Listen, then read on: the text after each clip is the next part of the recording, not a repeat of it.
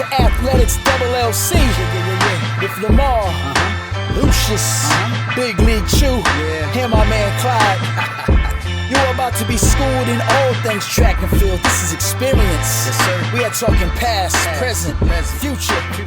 Y'all listen up. Let's go. Hello all. Welcome to another fun episode of Athletics LLC. As always, we've got three wonderful gentlemen joining us this evening and giving us their insights, their thoughts, and sometimes the opinions that we don't care about, but we'll listen anyways. So tonight we'll start off with introducing our three guys, as always. Clyde. What's going on?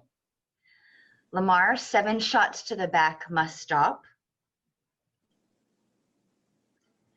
And last but very not least, Lucius.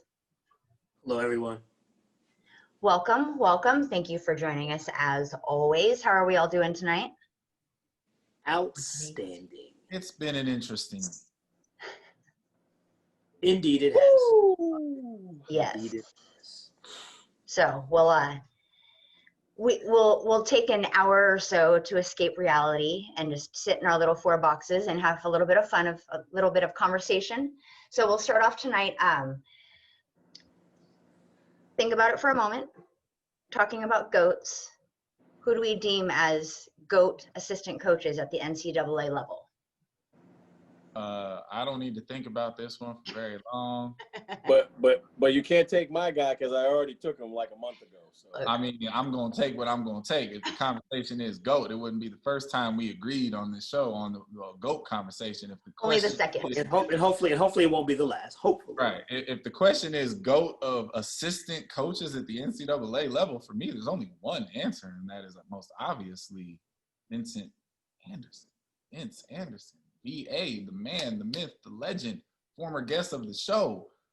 Like, and let me just say the obvious, this is obvious for me, but one thing, and we've all done superlatives on how amazing Vince is, but the one thing that's always caught my attention about Vince specifically to this question, I've known Vince for a really long time, and he could have been a head coach any damn time he well pleased. He was comfortable in his skin and just always been an assistant. And that kind of focus and being willing to do that job the way he did for as long as he did is rare. A lot of people get an assistant job just to try to elevate themselves to the next plateau. And Vince, in my opinion, is the epitome of who you want as an assistant coach. So, that's my GOAT. It ain't even close. Yeah. I don't know how anybody disagrees with that, but let me help those because there's going to be somebody who wants to say, the difference with my man, Dr. Anderson, as I call him, is that he's done it on both sides of the coin. He absolutely killed it at Tennessee on the men's side. And then he goes to Texas A&M and he kills it on the women's side there. And while helping with the men a little bit, but at the end of the day, I mean, like, nobody does it better with class, with pride. And like you said, like, I'm sure there were offers to be head coach someplace. It had to be. But, like, that wasn't something he wanted to do. He was more concerned with developing great people as well as developing great athletes. So that's why he gets my vote. But I if Lamar doesn't mind, I'm going to throw out a couple of names that maybe we'll kind of start the conversation. Another guy whose name has to pop up in this situation is Dick Booth. I mean, for what he did at Arkansas, with the jumps at Arkansas. And then the third guy for me is Bruce Schexnayder, for what he did at LSU. And he also did it on the men's and women's side. I mean, watched him go 1, 2, 3 the triple jump one year. Broke my heart because we thought we had that meet, And then he walked over, LSU just went 1, 2, 3. He's done it again on both sides and in all the events across the board in the field events. And so if there's a Mount Rushmore of assistant coaches, those are 3 of my 4 spots anyway. So. Indeed. well, this is I think we already knew to some degree that the top spot was going to be a Kumbaya fest, and well deserved. Let's just be honest. But I will say, like, I gave this some alternate thoughts, and I want to mention someone who was, I'll say, inadvertently, what's the word? I don't think he can be in this category because he has been a head coach. But the reason we know who he is because of all of his work from when he was an assistant, and that's one Mr. Art Venegas. Because when Art Venegas was assistant coach at UCLA, he won national championships for Bobby Kersey, Jeanette Bolden, and Bob Larson. And to you guys' point, he did it in every single event area that he coached on both genders, young ones, fifth-year seniors, you name it.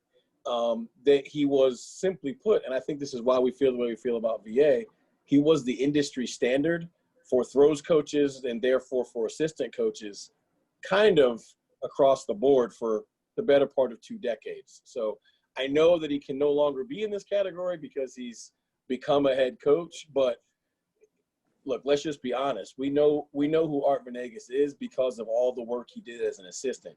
Honestly, not the work he did as a head coach. No disrespect to him, but that was kind of just a cherry on top. Hey, you've been a great guy for 2 decades. We'll make you the head coach. But his teeth were completely cut, and his legacy was cemented as assistant coach and throws coach at UCLA. And shout out to Art Venegas, because when I was an incoming freshman at UCLA, he is the man that officially signed my paperwork to bring me in as a freshman. That was his first year as the boss at UCLA. So lots of love for Art Venegas. Great guy, phenomenal coach. Yeah, Art's a great guy. And if you're going to talk about people that obviously can't be part of the conversation anymore because they become head coaches at some point, but people that, cut their teeth as assistants and went on to be great head coaches as well. But you talk about Dennis Shaver. He obviously he's still killing as a head coach, but as an assistant coach, he was killing it. Carol Smith Gilbert. I mean, what she did at Alabama and Tennessee was phenomenal. And the third one for me is Tanja Buford Bailey. The things she did at Illinois and then at Texas as an assistant. I know she was the associate head coach, but still, those are 3 people that I think, did a phenomenal job as well. And you know what? I'll throw somebody else into the mix because of the facts of the business that we currently work in. VA is currently not working in the NCAA. And right now, so if he's not in the game right now, I'm going to have to say Curtis Taylor up at Oregon. Yeah. Got a lot of weight behind all those trophies that's going on at the Cathedral. So, shout out to Curtis. Always has been doing a great job. Yeah.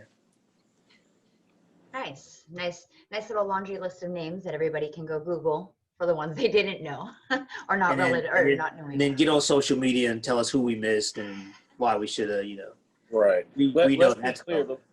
Before you move on, let's be clear. This panel loves assistant coaches, so let's just absolutely. There. We all started that way. We could have done an hour on assistant coaches. Oh yeah. Yeah, like I had to stop myself from taking notes. I'm like, okay, we're going to be on the show. Same here. A ton of them out there, But I want to give a shout out to this guy because, well, this is personal. He's my son's godfather, but he's done a phenomenal job as a head coach, but he was absolutely a phenomenal assistant coach. That was J.J. Clark. So, had to give a shout out to that guy. So.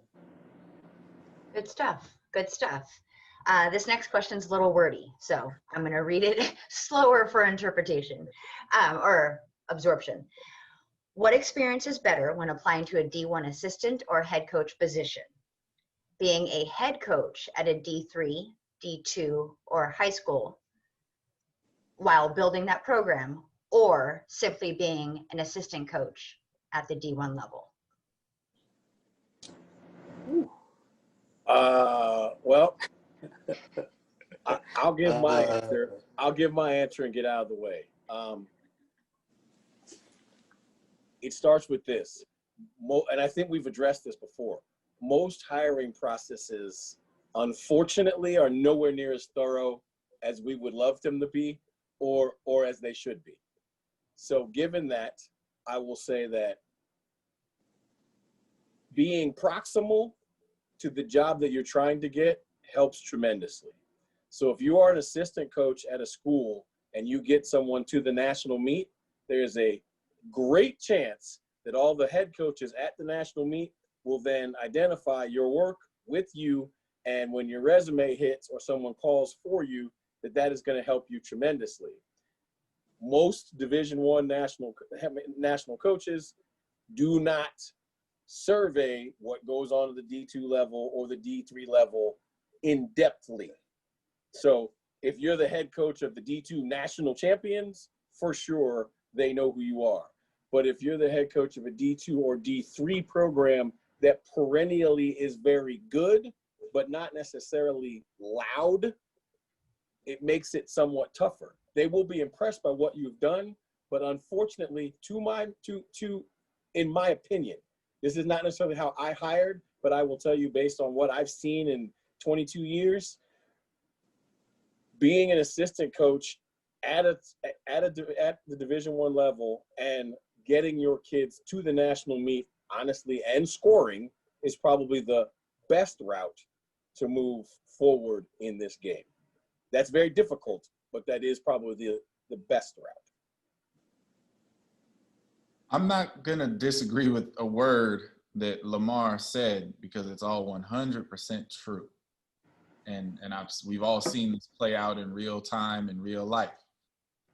Chu, if you could give me the first part of that question one more time. The wording matters to me. What experience is better when applying to a D1 assistant coach or head coach job position?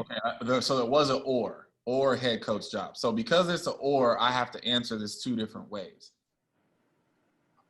What I've noticed, aside from we all understand it's who you know, not necessarily what you know as far as advancement in this business. What I've noticed is if you want to be a Division I head coach, often the best or fastest track is, as Chris said, as Lamar said, to be in proximity. And what I mean by that is a lot of this hiring goes on within the same space. So a lot of the SEC head coaches, a lot of the Pac-12 head coaches come from the assistant pool in those conferences already. Even in the SWAC, if you're in the SWAC and you're an assistant, you're going to be probably noticed first and foremost when an opening up comes at the head level. So I think if your goal is ultimately to become a head coach, I think the best route, as Lamar said, is to be an assistant at the level that you're trying to become a head at, and even closer proximity in the conference, in the region, in the immediate noticing space of the people that you're trying to garner the attention of. It is absolutely true that at the lower levels, unless you're making a lot of noise, they may know your program's name, they may not know yours. And so I think, I would imagine that plays out at every level as well. I don't imagine that reality is much different at D2 or D3 as you're trying to climb. It's the people that make the most noise in the closest proximity. But if the ultimate goal is if you're trying to get into being an assistant at the D1 level, I do think being a head coach at a lower level gives you a little bit of an advantage, because people will understand that not only can you do the X's and O's, but you can clearly handle the work that goes off the track and can manage people and manage a lot more responsibilities. And often when you're trying to break into a higher level as an assistant coach, those are the questions you get thrown. Well, yeah, you can make Kid X run faster, but can you handle all this other stuff? And if you have head coaching experience, you clearly can. Yeah, I'm going to try to attack this from a different angle, because I don't want to sound like we're just regurgitating the same answers over and over. So when you talk about, is it better to be, Division I, Division II, or Division III head coach versus being an assistant? So let's look at it from, if you're trying to be a head coach. So the problem you have with the head coach is you have to impress the AD or ADs, and more than likely, the ADs don't really, as my two partners here said, have any clue who you are. And in this world of glitz and glamour and headlines, the ADs usually want to win the press conference. And it's not likely they're going to win the press conference by saying, I hired Mr. or Mrs. So-and-so from a Division III institution. Well, they reach down into a group of 5 school, absolutely, it's been done. You've seen that in football and basketball on occasion, and I'm sure you've seen it in track as well. But they're not going to go to Division II, Division III. You got a much better shot of impressing an athletics director by being, at a autonomy 5 or a group of 5 school, killing it to get to the head coaching deal. Now, from the assistant coaching situation, I think that the problem you have is that as I think Lamar said, the process didn't always go the way. It's usually a hire of convenience. A lot of people don't want to be thorough and go out and do the work required to get the person that can really do the job. And this is not me, but some of the rhetoric that I've heard. Okay, so yeah, I know that this guy can take said girl from 55 to 52, but 52 seconds doesn't help me at this level.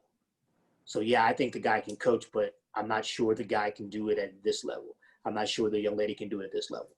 So every now and then, somebody's got to take a chance. And the problem is, because of the level of some of the programs, the coaches aren't willing to take said chance because they're afraid that if that doesn't work out, that it's going to hurt them down the road. So I think those are the biggest issues you deal with. It's a perception issue, obviously. And, when you talk about being in the same area, obviously me being where I was as a high school coach helped me tremendously. If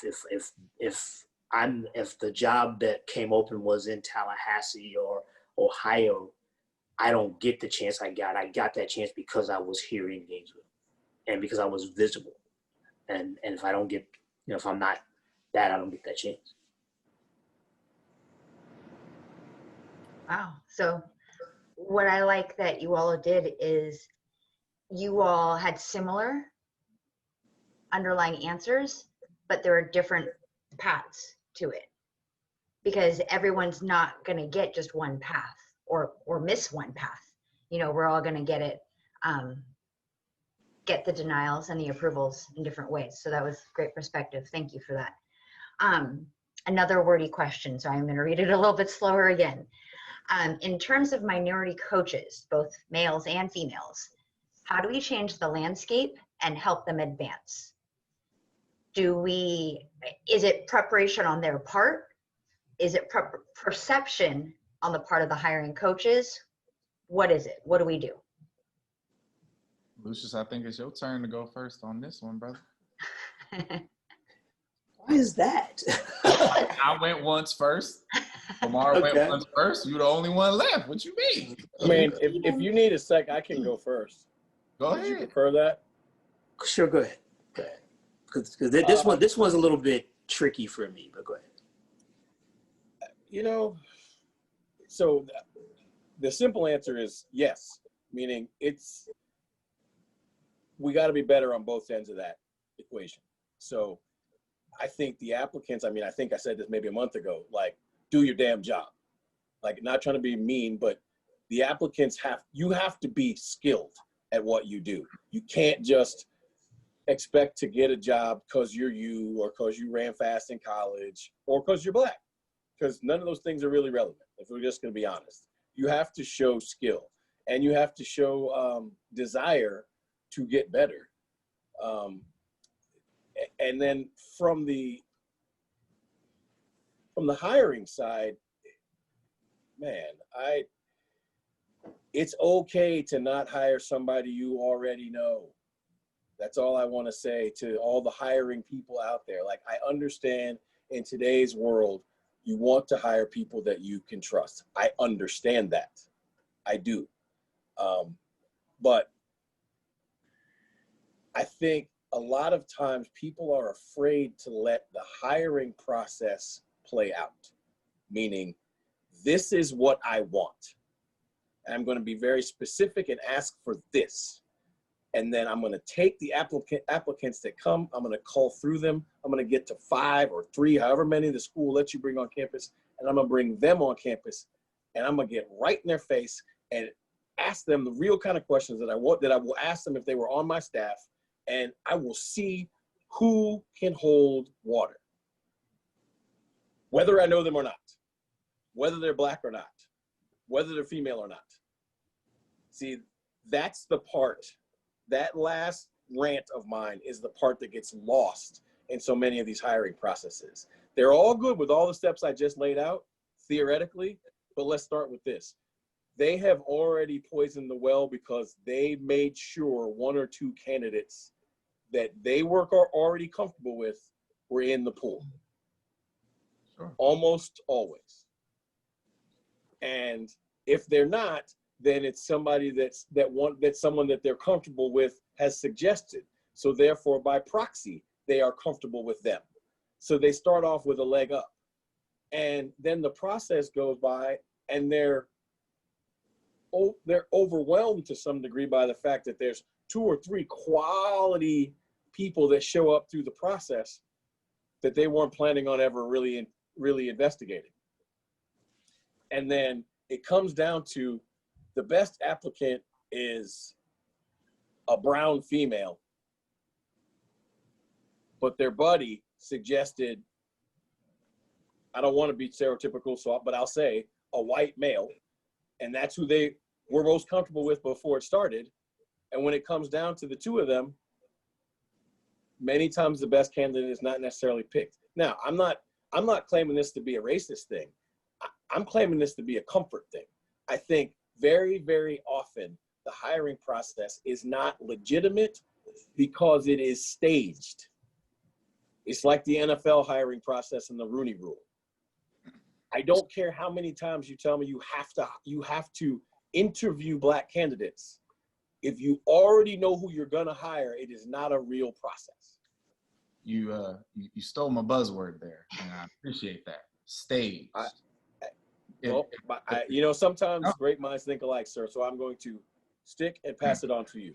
If the question is rooted in how can we improve this dynamic, the first thing we can do is tell the truth, which Lamar just very eloquently did on an array of different levels. There's a lot of, and I've had these conversations with my friends, with my colleagues. The first part of telling the truth for me is you have to start with yourself. I hate the idea, and I automatically repel the people who think I'm just supposed to look out for you because you are thing X. I'm just supposed to support you because you're a female. I'm just supposed to support you because you're black. That's a bunch of nonsense. I support people who have earned the position to be supported. Like, every minority candidate ain't for the job that they think they're supposed to have, that they think their people are supposed to hook them up for. That's nonsense. And if you complain when, white coaches do it, you shouldn't be standing around asking for other people to do it. So we need to tell the truth. And the truth is that a lot of the people that want help, want the hookup, want to be given the conversation of opportunities that they haven't necessarily earned, you need to step up your professionalism first. So someone in a position to help you can want to help you, can co-sign you to the job that you think you should have. There's a lot of BYJ, do your job. Your job. There's a lot of entitlement culture that exists across the spectrum of race and across the spectrum of gender biases. But from the assistants who are trying to get themselves elevated, be a professional first. No one should have to question your professionalism. If someone has to question your professionalism, I ain't gonna be the one co-signing you for a job. That's insane. The other part of telling the truth is exactly what Lamar said, and that was my other buzzword, was a lot of this is already staged. A lot of this is CYA culture. Yeah, we're gonna post the job on the internet because, we have to, but it's been decided a month ago before we even went down that path. And a lot of that is out of convenience. A lot of that is out of laziness. A lot of it is out of, expediency. And that part of it has to stop. When I was in a position to hire people to be assistants under me, one thing I always did was when the application started coming in, I would make sure that someone else saw them first and sent them back to me with no names on them. I didn't want the names. I wanted to read the resume without a name because the name tells me too many things, right? I just wanted to see the layout of it, the professionalism of it, what they've done, what they haven't done, what kind of credentials they had behind their name. And I would pick 10, 15, and then I would learn the names. And often, yeah, there were people that were alerted to the fact like, hey, I got these jobs coming open, make sure you do your application. But rarely, if ever, did I see their names attached to said application. And there were a few times where when I learned, like, I'm like, oh my God, this is trash. Put it in the trash heap. I learned a week later, like, bro, that was yours? Why would you send this? Like, no. So what I think the people that are in a position to hire can do is take the process more serious, not have it so staged, try to put your biases to the side and take at least one good look at every resume that comes across your desk. Take a serious look at it in some kind of way to block your blinders. And eventually you'll get to a better pool, and maybe, just maybe, you'll end up hiring somebody that you didn't already think you wanted to. There's a lot of really good coaches in this country that don't get the opportunities because of those two issues. Either they have a sense of entitlement that they haven't earned, or the process is very much staged ahead of their application. And if we're in a position to promote these things, how can we do it better? We can promote these types of ideas, and we can talk to people and administrators and head coaches about these issues and kind of help them to see things, from an outside the box perspective. I'm going to approach this one as well from a little bit of a different standpoint. I don't disagree with anything either one of you guys said. I think you're spot on, but I want to address it from the point of view from the person that's trying to get hired. So how do we help them be better? And you guys touched on a couple of things. Professionalism is huge. Preparedness is huge. Education. There's groups out there, or there's talks of groups out there. I know there's a women's group that meets a lot. They meet at the convention to discuss issues that they have with the hierarchy, we'll call it. Well, I think if they want to know how to get within those walls, invite those people into the room and have conversations with them. Because if you're in this room talking about the guys in that room, and that's the room you want to get into, you're never getting in that room unless you talk to somebody in the room. I saw a picture about 3 weeks ago. This group of coaches that, years ago got together. I think it's how the whole coaches education thing started. Okay. Every coach in the picture was white. Every one of them. Okay. So as African Americans, whether we're head coaches, assistant coaches, wanting to be coaches, when do we start getting together as a group and having meaningful conversations about things pertaining to track and field, to being a better coach, to being a better professional, that will help position you to be in the position to get jobs, set jobs? Because a lot of the times, it's about who you know. It's about how you present yourself. And we've all heard the thing, you never get a second chance to make a first impression.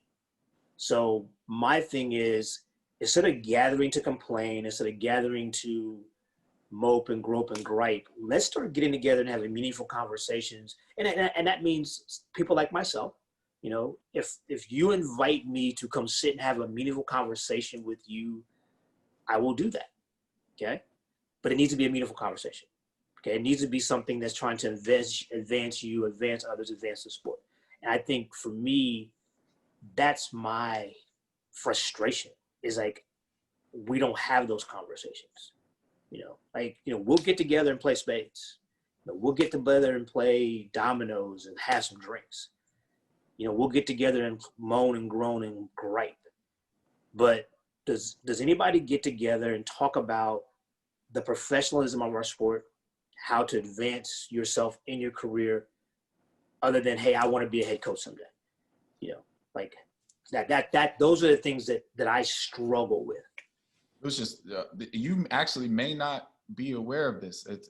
I'm glad that you took that angle. I'm not going to get the year correct, but years ago, it's been a while, at the convention, there was a small group of minority coaches that started having secret meetings for that exact reason. And it would be wrong of me not to name the people who originally started those conversations. It was Alicia Brewer, who's at Kansas, myself, CarJ Lyles, and Brandon Copper. We were the original people who started literally, like it was, we would pick one of the days where there was something totally lame going on at the convention, and we would basically just overtake a room. Lame at the convention, really? Oh, there's some lame moments now. And we would straight up overtake a room and have these exact conversations. And in the beginning, I think it was really, really cool. We called it the Minority Coaches Summit or whatever it was. And I remember the first year, a lot of these conversations were going on, and the idea was, okay, this was dope. There was maybe 20, 30 people in the room. And the next year it doubled in size and it became a thing. And where I got frustrated at it was, I was like, after a few years, I'm like, guys, okay, we do this every single year, but what's the follow through? Like, it's cool that we gonna do this, you know, Wednesday afternoon shit, like in the basement of, you know, in one of the super small rooms. Like, that's cool. But where's the follow through? Who's gonna get this put on the platform of the convention? What's the next step with this? We can get in the room and we can talk about these things. We talk about all that stuff. Professionalism, different stories about how hiring practices worked, horror stories about what to and not to do. Like, we did all that stuff. Networking, we did it all. We even got into some training ideas at one point, but there was never any real legitimate follow through. And that's something that I don't know, man, like we just struggle to do that kind of thing. Like, everybody could get in the room and run their mouth, but at the end of the day, when it comes time to put the next step forward, we always somehow fall short. And we've had, you know, major names in the sport come through those rooms. Carol Smith Gilbert came through and talked to the crew one year. It was great. Like, Curtis Fry's been in that room. And so there just wasn't a lot of follow through. So those things have happened, and there are people out there trying to put stuff like that together. We definitely need more follow through, and just like anything else that is political and needs a fix, you need a plan of action. You need to put some real concrete, okay, we are going to do X, Y, and Z to push this agenda that we want paid more attention to forward. It's easy to talk about it on social media. It's easy to complain about it on one day in a room. And yes, we're gonna keep playing spades because me and Lamar is undefeated 6 years straight. But those kind of conversations are happening at a smaller scale than they should be happening, and we need to get creative and find a way to push that to the next step. Yeah, I think that the follow through piece is absolutely amazing. That's what's got to happen. I just feel like so often, like, look, I'll use me as a perfect example, right?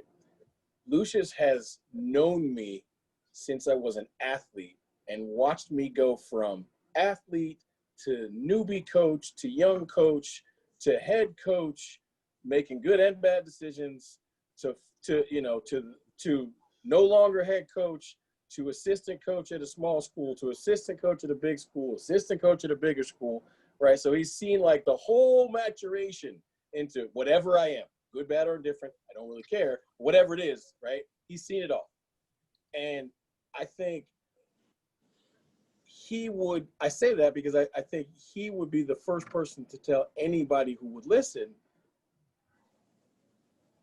the biggest advancements and changes in me as a mentee and I guess little brother, whatever, was conversation and being tasked to do certain things to be better, and then having to have accountability to my accountability partner. Like, okay, like one time I was being one of those people, pity party, right? Like, why can't I do this or that? And you know what he said? Like, hurt all my feelings. Stop them all out. And he's like, well, how many people have you, how many times have you coached a national champion? How many All-Americans have you coached? And I was like, because in my mind, I did what a lot of these young coaches do. I'm like, but I know you. Like, I talk to you all the time. Like, you keep telling me I'm good. Like, you know, here's the reality. Having your correct mentor cheerleader is important, but you have to have somebody who holds you accountable to be better. Like, the one thing that is for sure is he watched me become a better coach year after year, place after place, right? Like, regardless of what I was dealing with, why I had to go from this place to that place, or why I chose to go from this place to that place, that's not relevant, because when I got to the new place, I only had one job: to produce better than I had before in my career. So the onus was always on me. And I think as we're talking to these folks who are watching the show who want answers from us, like, we would be remiss if we didn't tell them, like, look, you got to have somebody that is going to hold you, is going to demand of you to be better and hold you accountable to do so. See, because if you've gotten better, if you have a resume that says, if you don't hire me, you're an idiot, you'll get hired.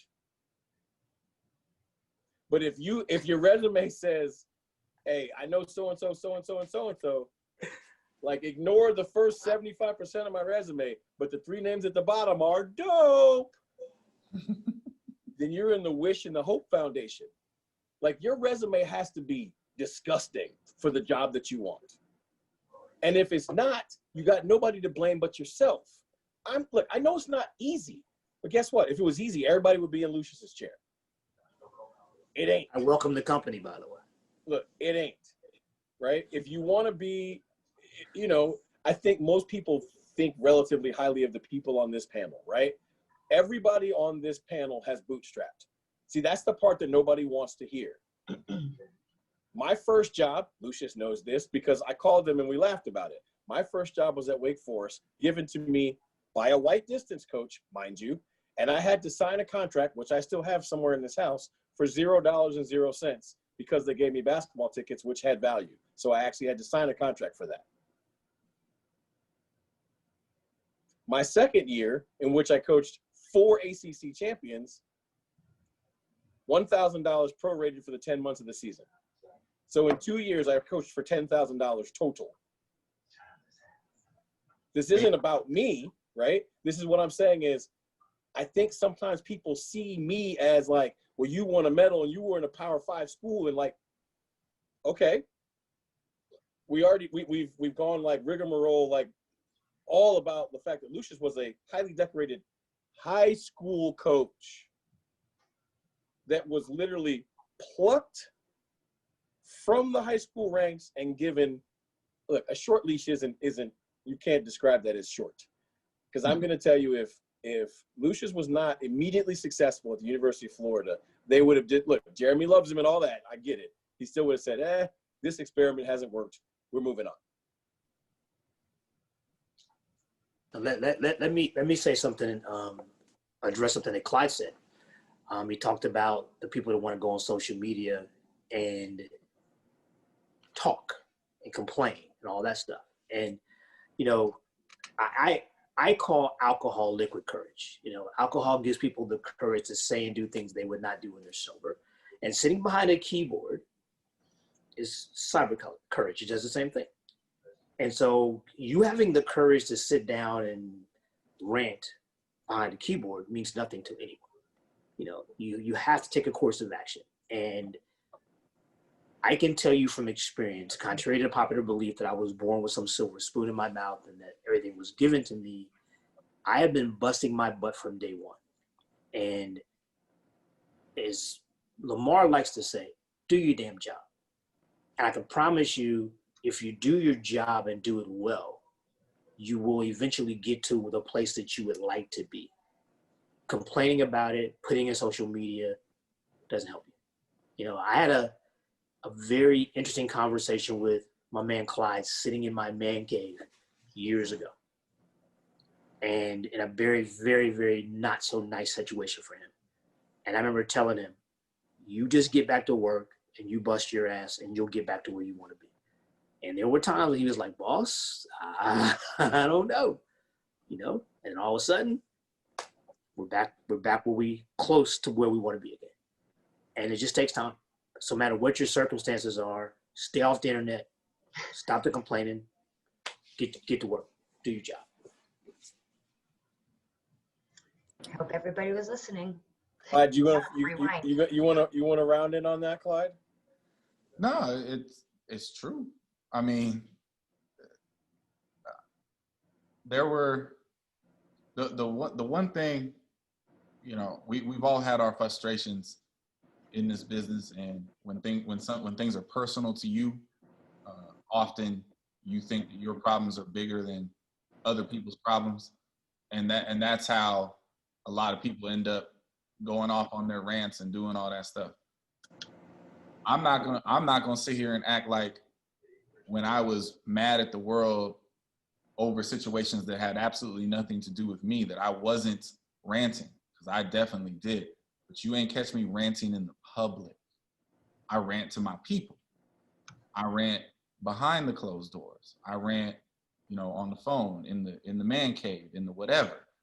I'm not gonna jump on, you know, Twitter and start going off about how, you know, I was so wronged or situation X was so against. Like, I could have done that, but at the end of the day, I had to think about the career that I ultimately wanted and what I got into this business for. I got in this business to advance the lives of young people and help them get an education.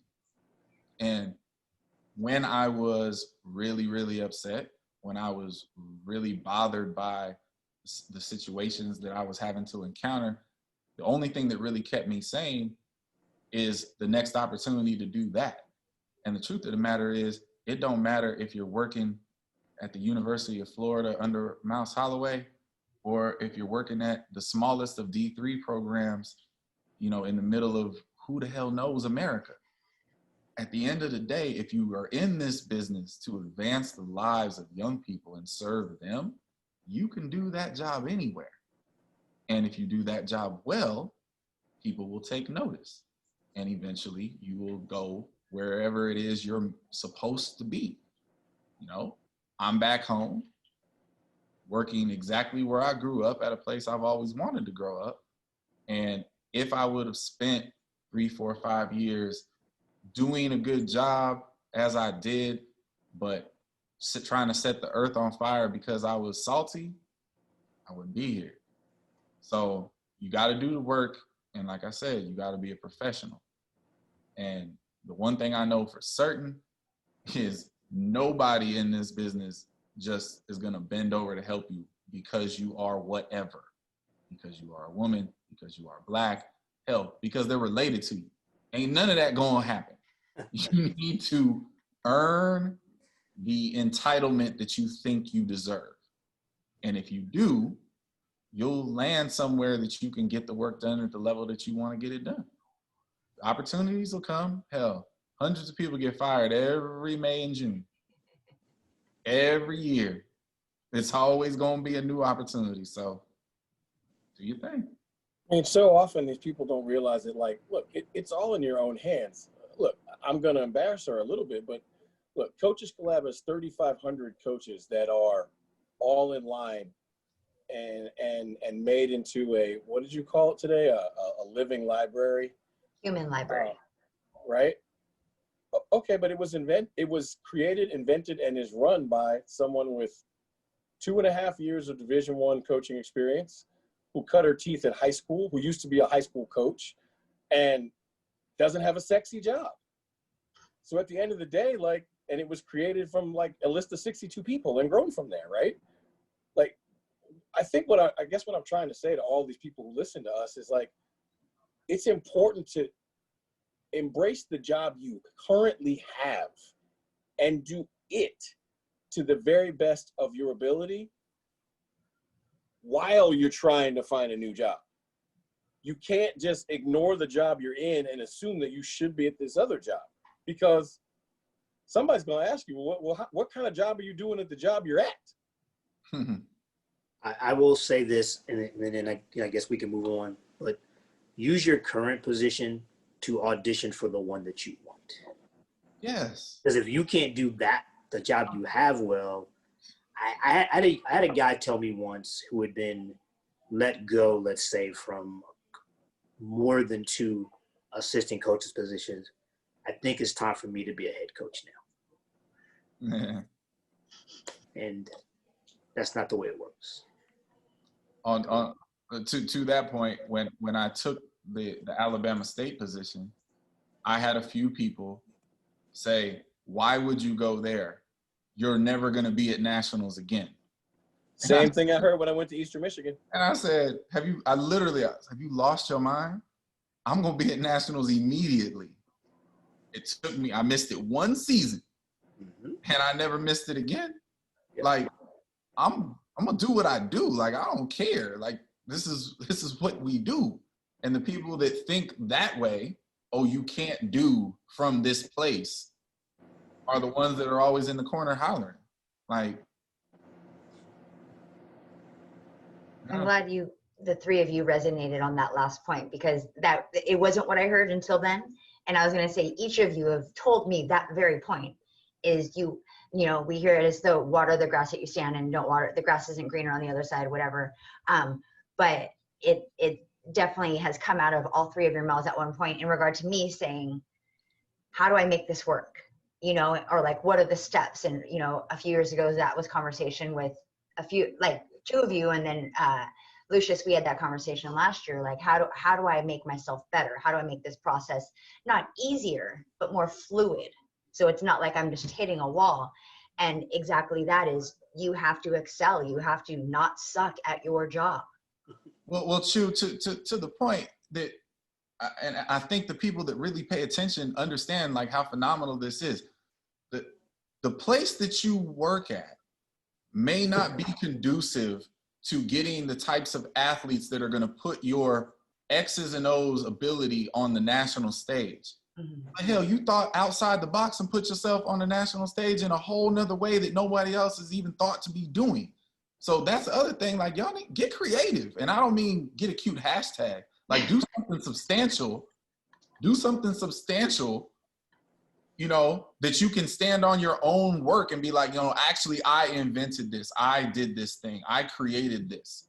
Do something on your own that means something to people, that is useful in our business. And I guarantee you, there are way more people that know Chu because of Coaches Collab than any quote unquote coaching job that she could or could not get done at a super small school.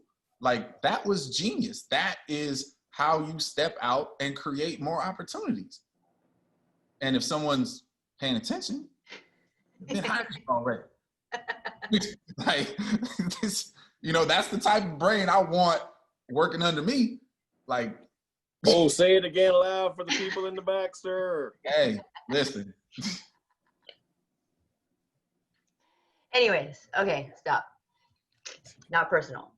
Anyhow, what I love about the questions and the answers that we've had produced out of the last 45 minutes is it shows the process that you all have endured to get to where you are and to be the people that you want to be and strive to be every day.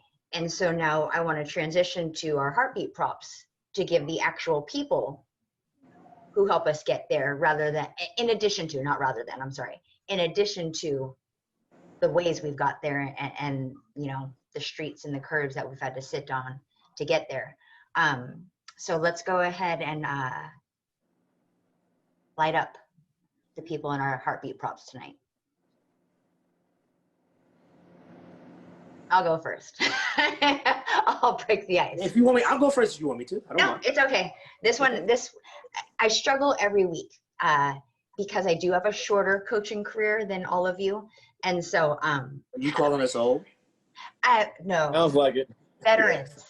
Okay. I feel like me and Chu about the same age. I'm just saying. So basically you just call Lamar and I old. Okay. Yeah. Good job, Lyle. Good job. Yeah, I like the way he just slipped that one in there, right? Right? He's like, they're old, I'm not. Right? Right. On one side of the screen, we're okay. We're going to make it. So some people know, some people don't, and this is not a put out there for a pity party by any means. But we are going just over 10 years ago now. I had a bout with cancer, and so I've definitely got to give my heartbeat props out to the medical staff that allowed me to be here today and functioning as I am. The cancer that I did have was not terminal, so it wasn't going to be something where it was either live or not live. It would, if had I not survived it, it would have been because of dehydration, malnourishment, things of that nature. So not any prettier, but it wouldn't have been the cancer itself.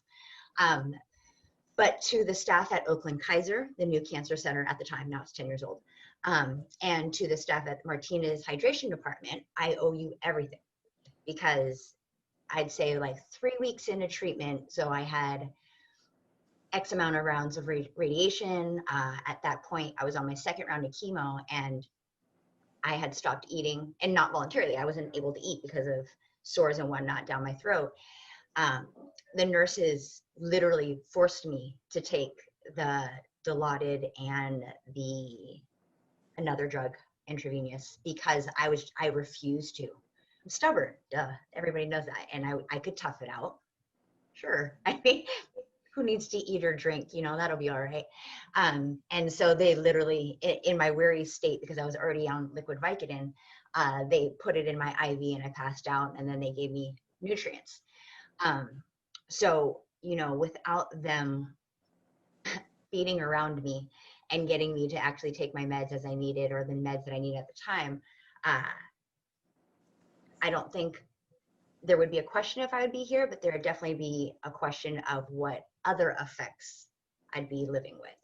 So to the medical staff at Oakland Kaiser and to the hydration staff at Martinez Kaiser, I appreciate you, and you have all of my heartbeat props, literally. So thank you. Okay, I'm gonna give my heartbeat props to a guy that I met back in like 1982. So yeah, I am old. I was So, you know, when I mentioned my girl Terry Davis a few shows ago, and Terry ties into this story as well. After my first summer with Terry, she was working at Gainesville High School, and she came to me and said they needed a hurdle coach. And so I said, okay. So I come to practice that day. I walk into practice, and this gentleman comes over. He says, well, what's your name, man? I said, my name is Mike Holloway. Terry says, no, he's Mouse. He says, hurdlers, this is Coach Mouse. And he walked off. I said, do your job. He took me under his wing. He taught me paperwork. He taught me, you know, organization. He taught me to plan ahead and not just be ready for the next day, but the next week. And, you know, probably to show how close we became, even when I became a head coach at the rival school across town at Buell's High School, we would have talks all the time about my development, not just as a coach, but as a person. And probably the most, when I really knew how close we were, I was at the University of Florida. He was now coaching basketball at a small school, a little south of Gainesville. And he was in a horrific accident and almost lost his life. I got a call from the guy that pulled him out of the van and said that Coach Chisholm told me that he had to let you know that he was going to be okay. This is a guy who's fighting for his life, who thought enough that he wanted me not to worry that he was going to be okay. And that, you know, just, it still to this day overwhelms me. So my heartbeat props go to one Mr. Marion Chisholm. Love you, man. Appreciate you, everything you did for me. And even those couple of those times you called me in and chewed me out pretty good and told me I was just a young buck, didn't know what the hell I was doing. I got the message. I figured it out. So my heartbeat props this week are to Marion Chisholm.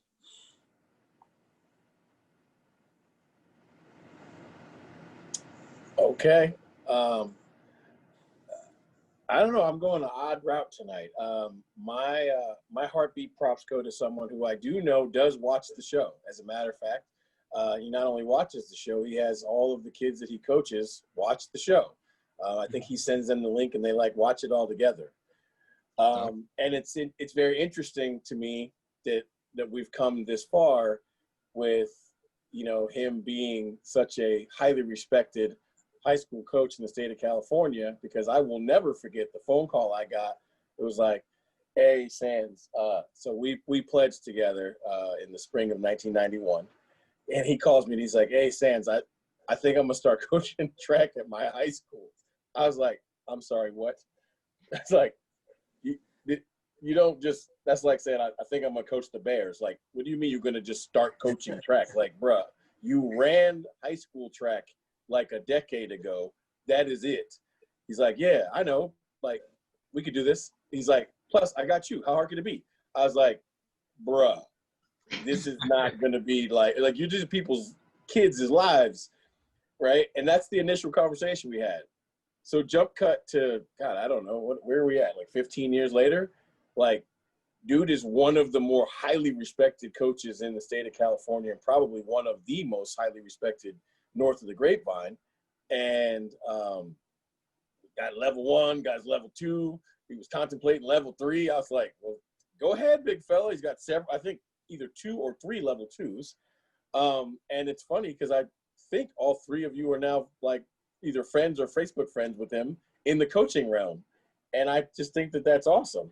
So my heartbeat props go to my kid's godfather, one Mr. Honorable Jamal Coach Cooks. You know, he went to Skyline High School and turned Skyline into an absolute powerhouse, which makes no sense at all. And then left Skyline and went to O'Dowd and turned O'Dowd into a resurgent powerhouse, which almost makes less sense after Skyline, if we're going to be honest. You know, somebody who has always embraced the get them early, teach them the right things, and coach your club kids so that they'll pick your high school, and then you can coach them in high school and you'll be really good. But like, I don't know high school coaches that invest in 6 and 7-year-olds, but him. But that is absolutely what happened. And like, one of his youngest prodigies is now one of the best quarter milers at Texas A&M. And I've known that girl since he was 7, because she was in a little ugly green uniform, you know, part of CA track club, getting coached up, right? So at the end of the day, I just want to send my heartfelt props and shout out to one Mr. Coach Cooks. Oakland, California. Love it. Oakland, California, Skyline's finest. As I said, it's been an interesting week.